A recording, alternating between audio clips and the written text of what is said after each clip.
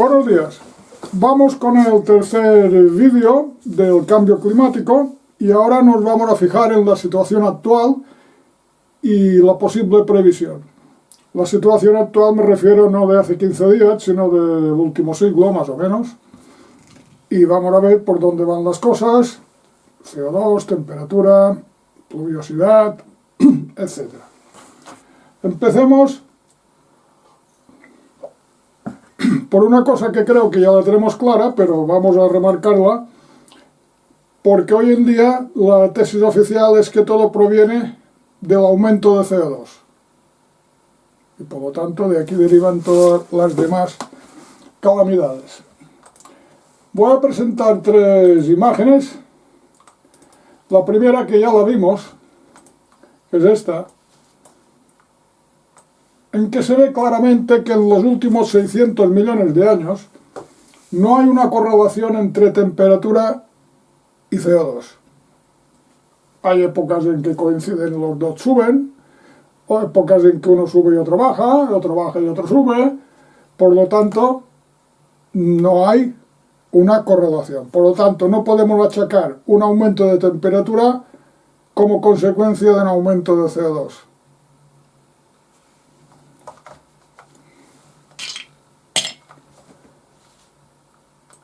Otro gráfico que presento es este, en que ya os recuerdo que el aumento de temperatura se debe sobre todo al aumento de radiación solar. Bien, pero aquí hay otro que es muy interesante, porque nos dicen que el aumento de CO2 es debido al aumento de combustibles fósiles. Ya saben a qué me refiero, ¿eh? Carbón, petróleo, etcétera, hidrocarburos. Yo no pongo en duda que la combustión de estas sustancias devuelve el CO2 que tenían, o el carbono que tenían acumulado provisionalmente en estas sustancias, que habían asimilado hace millones de años de la atmósfera y ahora lo devolvemos. Para que esto fuera cierto, observando este gráfico, debería cumplirse, porque nos cuentan que debido a la revolución industrial, estos combustibles se han puesto en circulación, han pasado a la atmósfera y han subido la temperatura. Pues esto no es cierto, o no es totalmente cierto. Hay algo, pero no es totalmente cierto. Después de la Segunda Guerra Mundial, mitad de los 40, la década siguiente de los 50, de los 60 y de los 70, hubo una gran emisión de coches, fábricas, industrialización, bombas atómicas. Por lo tanto, según la teoría oficial, la atmósfera tendría que estar cargada de CO2 y por lo tanto producirse un aumento de temperatura. Pues no, resulta que pasó lo contrario. Aquí en este gráfico lo vemos que hay un aumento de hidrocarburos y una disminución de temperatura. No solamente lo pone este gráfico, sino que les recomiendo que visiten un vídeo que lo pueden encontrar en internet, donde hay vídeos, de Javier del Valle, catedrático de la Universidad de Zaragoza, en que les dará más detalles de este episodio, de estos años, y hace referencia a los titulares de los periódicos, de la revista Times, de los periódicos más prestigiosos de Estados Unidos, en que lo califican como una nueva edad de hielo.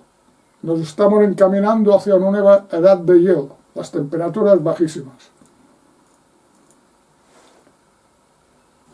Lo digo porque los medios de comunicación son muy buenos para alarmar a la gente, y ya no viene de ahora, sino ya viene de mucho antes.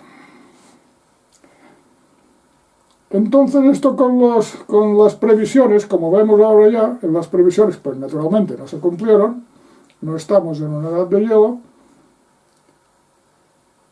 Estas previsiones de los medios de comunicación, ya dice Margaret que siempre se equivocan, son como los comentaristas deportivos. Ustedes ven en el fútbol, hacen un partido, después los comentaristas comentan el partido y son muy buenos para comentar el partido, porque ya lo han visto las jugadas, pero son muy malos para hacer previsiones. ¿Ustedes conocen algún comentarista de estos que saben tanto de fútbol que se haya hecho millonario acertando quinielas y resultados? Ninguno. No aciertan ni una. Pero cuando ya han visto la cosa, pues sí. Después cuando ya han visto la jugada, pues sí la comentan. Pues a los científicos les pasa lo mismo. Cuando quieren hacer previsiones, como pasaba en los años 70, pues la mitad se equivocaron, porque la mitad decían que habría una edad de hielo y la otra mitad decía que habría un calentamiento global.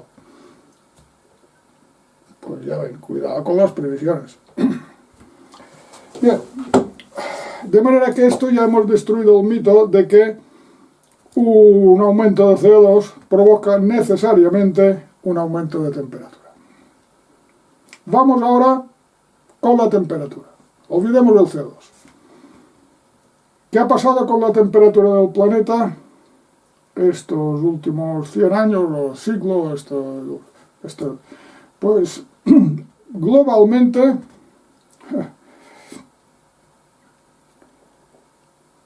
bueno, otra cosa lo tengo apuntado aquí, no se me olvide.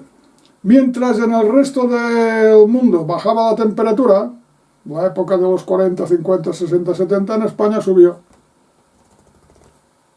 Cosas de estas de los microclimas, corrientes marinas, vientos dominantes, lo que sea. Cuidado con las previsiones y los cálculos porque pasan estas cosas. Temperatura. La temperatura. Hay un consenso en que si cogemos, por ejemplo, todo el siglo XX y parte del XXI, por todo el siglo XX, la temperatura global ha ido subiendo. Aquí tenemos un gráfico, una media de 0,8 grados centígrados, pero subiendo. Bien.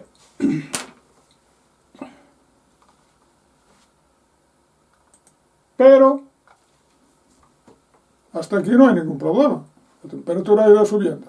¿Y cuál es la medida más objetiva? Pues observando los glaciares.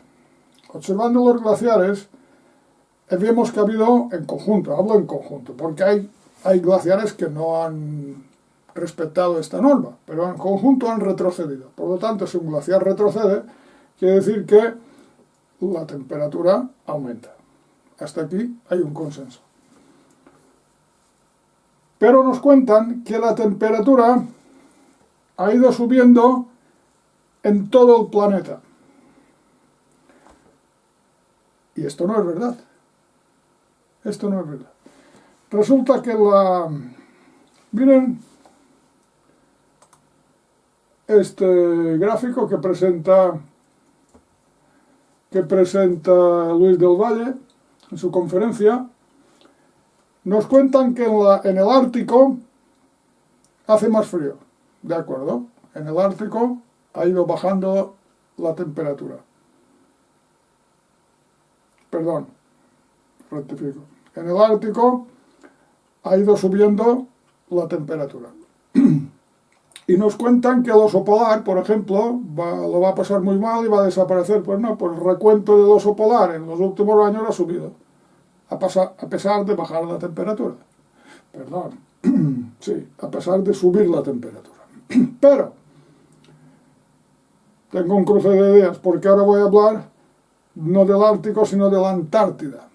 En la Antártida ha pasado lo contrario. En la Antártida, en una parte, la parte este han subido algo, y en la parte oeste han subido algo, y en la parte este han ido bajando las temperaturas. Y nosotros tenemos, los españoles, o España, o el gobierno, tenemos una base que es la base antártica Juan Carlos I. Y allí cada día y cada año hacen la media de las temperaturas.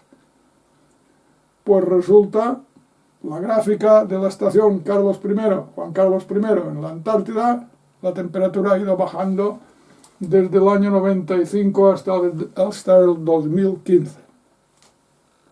Esto no nos lo cuentan.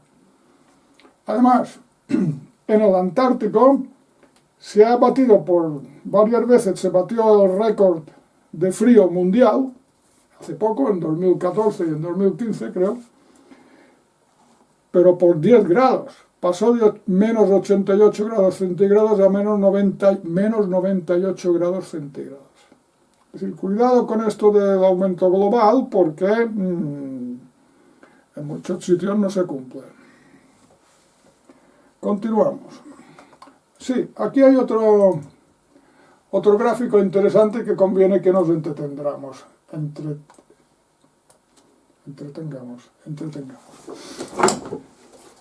Aquí tenemos un gráfico de las temperaturas desde el año 1000 hasta el año 2000.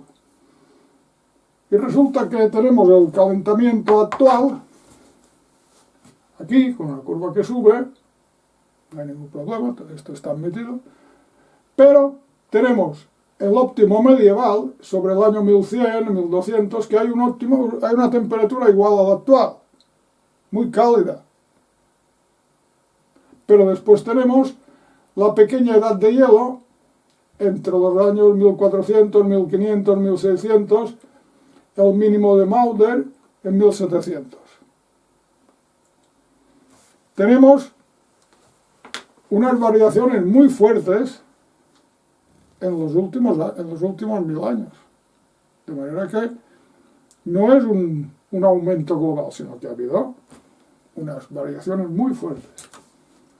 Y si nos vamos a los registros más cercanos, nos encontramos, aquí lo tengo anotado, esta conferencia de Luis del Valle es interesante, que dio unos datos para mí muy pintorescos y muy curiosos.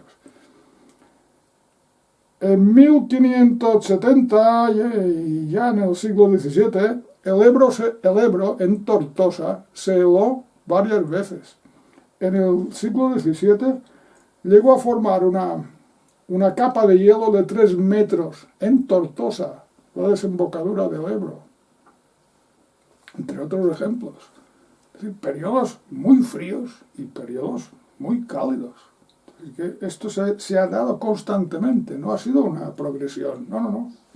Y una cosa que dijo, en 1696, 1697, se vieron, esto es muy fuerte, pero hay documentos que lo dicen, se vieron icebergs cerca de las costas de Mallorca. Pues esto sí que a mí me sorprendió. Y hablando de Mallorca, que es un tema que más o menos conozco, aquí hay, bueno, ya murió, Guillem Colom, un gran científico y geólogo, que descubrió que el Mediterráneo se secó varias veces, la última hace 1 millón de años. Podría explicarles cómo lo descubrió, pero vamos a simplificar. Es decir, hace 1 millón de años sí que hubo aquí en el Mediterráneo un cambio climático, porque el agua desapareció, porque el estrecho de Gibraltar, con las placas, tectónica de placas, ¿recuerdan? Tectónica de placas, pues se cerró, y como el Mediterráneo evapora más de que el agua que le llega, pues se secó. Bueno, vamos ahora con las precipitaciones, porque la teoría oficial nos cuenta que el aumento de CO2 provoca un aumento de temperatura y como consecuencia una disminución de las precipitaciones. Más calor, menos precipitaciones. Pero esto es falso. Esto es falso. Cuando hay más temperatura, pasa lo contrario. La olla, el mar, el agua se evapora más. Esto supongo que lo entienden, ¿verdad? Más vapor de agua, y si hay más vapor de agua, hay más posibilidades de que condense y de que llueva. Pero no, nos dicen lo contrario. Más sequía y... Un momento, si hay más temperatura, lo que pasa es esto. Por ejemplo, comparamos dos regiones de la misma latitud, el Sáhara y el Amazonas. ¿Dónde se evapora más agua? Bueno, la temperatura en el Sáhara es más alta, ¿no? Pero no hay agua para evaporar allí. Está seco, no llueve. ¿Qué pasa en el Amazonas? En la zona de la cuenca de la selva del Amazonas. Hay agua. Los vegetales, por los estomas de las plantas, fotosíntesis, etc., transpiran CO2 y vapor de agua. De manera que por la mañana empiezan a hacer la fotosíntesis, emanan vapor de agua sube, baja la temperatura un poco más arriba, condensa y llueve al mediodía. Pues a mí que no me vengan con historias de que esto es así. Es decir, no hay que relacionar aumento de temperatura en que sea en que no llueva. Bueno, después nos cuentan, que ya preparo otro, que las precipitaciones han aumentado mucho. Basta ver la televisión, cada año es más seco, y bueno, que todo se quema y que... Miren, para esto están los números. Evolución anual de la precipitación media en España del 2013 al 2020. Pues vean ustedes más o menos a ojo dónde está la media. En el 19, el 20 y los demás años, 21, 22, 23, pues estamos en la media. Y es curioso porque en uno de los programas de máxima difusión española, de Iker Jiménez, pues se le ocurrió invitar al que ya he nombrado, al catedrático Luis del Valle. Y Luis del Valle le presenta estos datos y ahora les pongo este corte para que lo vean cómo se quedó Iker Jiménez cuando vio los resultados estos que yo les acabo de contar de la pluviometría. ¿Y esto? Pues esto es algo que a muchos no nos sorprende, porque esto demuestra que la precipitación media en España se mantiene estable. Y es algo que contradice a lo que dice la teoría dominante del cambio climático, según la cual iríamos a un escenario de sequía, de aridez creciente y de falta de agua. Entonces las precipitaciones no indican eso. Pero vamos a ver, Javier. Y repito, no quiero, porque esto es labor de nuestro maravilloso equipo, no quiero leer aquí el currículum del doctor Javier del Valle, porque es una institución. Bien. La sensación que tenemos, claro, los ignorantes como nosotros, es que poco, si vemos los informativos de verdad, y oye, que yo soy el primero que he dicho, oye, o sea, no se puede, el calor es africano, no se puede, pero igual vamos todos muy deprisa, es que estamos ya en el secarral, o sea, es decir, la sequía inunda todo, este mismo programa, ¿no?, lo estamos haciendo, y los datos de bloques tan grandes de tiempo nos demuestran, como pasó con las temperaturas y casi nos echan de Celtiberia, son muy parecidos. Sí. No ha cambiado nada. No, pero tú lo has dicho, tenéis la sensación. Los datos no dicen eso. Los datos demuestran lo que habéis enseñado, pero la sensación es la que se traduce, la que se transmite a veces a través de muchos medios de comunicación, que no es una realidad, es una sensación. Y lo que a mi juicio se pretende es dar la sensación de que estamos transmitir la sensación de que estamos en un escenario de cambio climático al borde de la catástrofe climática, cuando los datos objetivos no dicen eso. Javier, a ti diciendo esto, este programa es muy seguido, con tu autoridad, tu prestigio, tu reconocimiento, te dirán, bueno, eres un negacionista, ¿qué te dirán? Pues ya me lo han dicho, pero vamos, no soy un negacionista porque no niego el cambio climático, porque el clima cambia como algo absolutamente natural a lo largo de la historia y cambia y seguirá cambiando, pero muchos científicos y muchos investigadores somos críticos con la versión oficial o dominante de la interpretación del cambio climático. Eso no es ser negacionista, eso es tener un espíritu crítico y atreverse a decirlo. Y contarlo muy bien. Le da la media desde el año, a ver si... Desde el año 1980 hasta el 22, de los últimos 42 años, y le demuestra que la pluviosidad actual está en la media. de estos 40 años, que no ha disminuido. Bien. Para que vean. Una cosa es lo que nos cuentan y la otra es la que nos encontramos. Pero con esto de la lluvia hay una variante que nunca se comenta. Y es que, bueno, ¿la lluvia qué es? Agua que cae. Pero en las zonas frías, en las zonas muy frías, por ejemplo la Antártida no llueve. Muy poco, porque el agua no cae. Si cae, cae trocitos de hielo. Pero cuando la temperatura se suaviza, y esto es lo que está pasando en ciertas zonas, cuando la temperatura se suaviza, ya cae nieve. Y si se suaviza más, pues ya cae agua.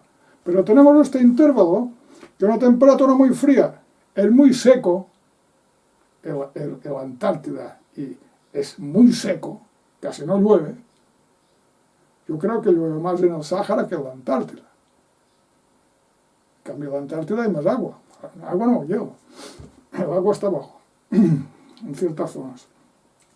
De manera que esto también hay que tenerlo en cuenta. No son reglas de 3, 2 y 2 más 2 son 4. No, no, hay que ir con cuidado con estas cosas. Porque puede haber, pueden pasar estas cosas, que un aumento de temperatura produzca más pluviosidad en las zonas meridionales y en las zonas frías produzca más nieve. Esto también es muy curioso. Y ahora vamos a pasar a las previsiones. Aquí ya yo ya no me responsabilizo de lo que nos cuenta. Pero vamos, los científicos rusos, que de esto saben más que yo, claro, basando en esta gráfica de la actividad solar,